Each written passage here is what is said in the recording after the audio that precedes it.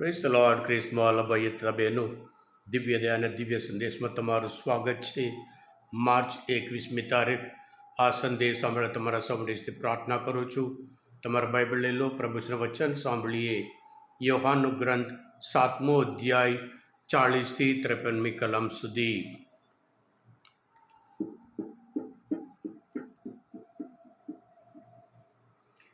ટોળામાંથી કેટલાક જણ કહેવા લાગ્યા, સાચે સાચ આ પૈગંબર છે.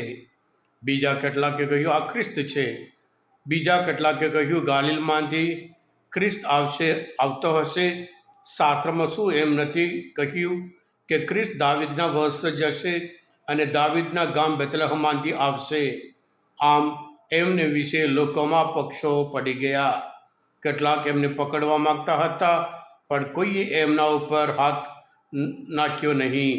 સિપાહીઓ પણ મુખ્ય પુરોહિતો અને ફરોશીઓ પાસે પાછા આવ્યા. તેમણે સિપાહીઓને કહ્યું, તમે તેને લાવ્યા કેમ નહીં? સિપાહીએ જવાબ આપ્યો, આ માણસ બોલે છે, એવું કોઈ માણસ કદી બોલ્યો નથી. ફરોશીઓએ સામેથી કહ્યું, તમે પણ ભોળવાઈ ગયા. કોઈ આગેવાન એનામાં શ્રદ્ધા મૂકી છે? અથવા કોઈ ફરોશીઓ સુદ્ધા? પણ આ પ્રાકૃતજનો જે શાસ્ત્ર જાણતા નથી, એ તો શાપને પાત્ર છે. ત્યારે તેમનામાં એક નિકોદેમસ, જે પહેલાં ઈસુને મળવા આવ્યો હતો, તે બોલ્યો, શું આપણો શાસ્ત્ર માણસને શું કહેવાનું છે તે સાંભળ્યા પહેલાં જ, અને તે શું કરે છે તે જાણ્યા વગર જ તેને સજા ફરમાવે છે? તે લોકોએ જવાબ આપ્યો, તું પણ ગાલિલમાંનો છે કે શું? જરા તપાસ કરજે, એટલે તને ખબર પડશે. કોઈ પૈગંબર ગાલિલમાંથી પાકવાનો નથી. પછી સૌ પોતપોતાને ઘેર ગયા. આ પ્રભુની વાણી છે, તે આપણો આધાર છે.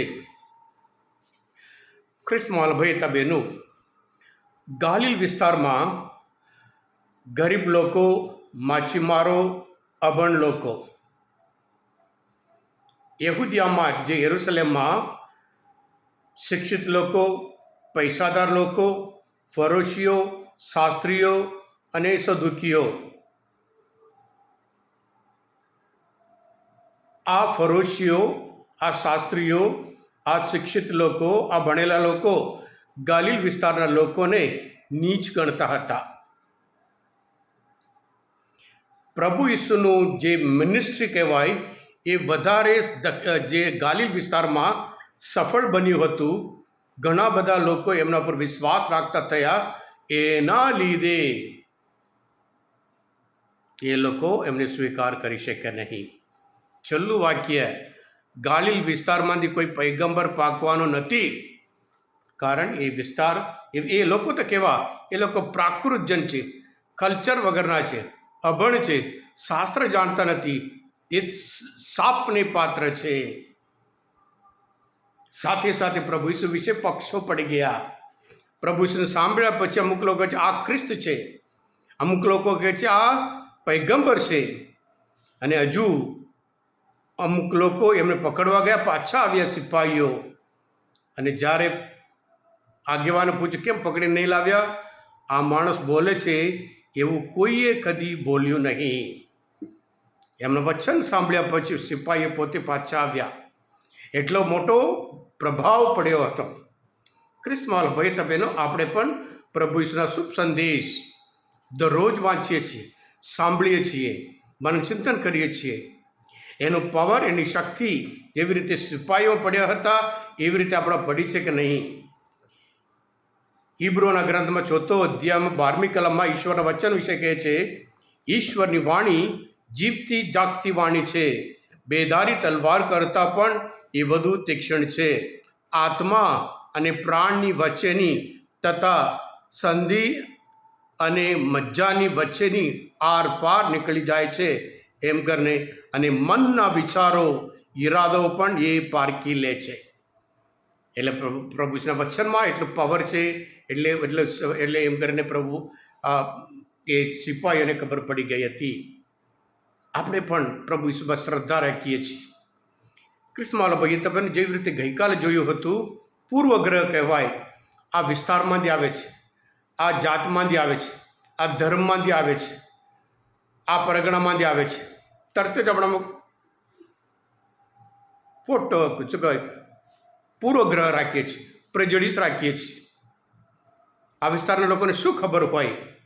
પ્રભુ ઈસુના જીવનમાં એક મોટું બાબત નડી હોય એ ગાલિલમાંથી, કારણ કે વિસ્તાર કેવા છે, અમે શિક્ષિત છીએ, અમે શાસ્ત્રીય છીએ, અમે આગેવાનો છીએ, અમે ફરોશીઓ છીએ.